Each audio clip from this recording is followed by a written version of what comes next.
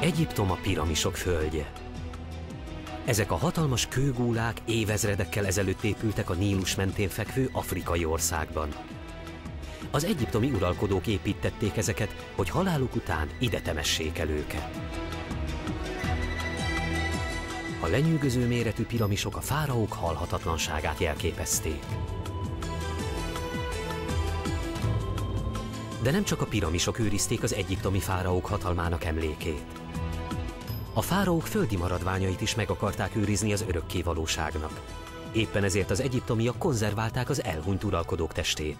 Így jöttek létre a múmiák.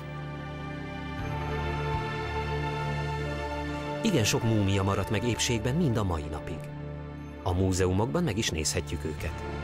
A múmiák sok mindent elárulnak arról, hogyan is éltek az emberek évezredekkel ezelőtt. A kutatók a világ különböző helyein találtak mumifikálódott holttesteket, például a dél-amerikai hegyekben vagy az európai lápok mélyén.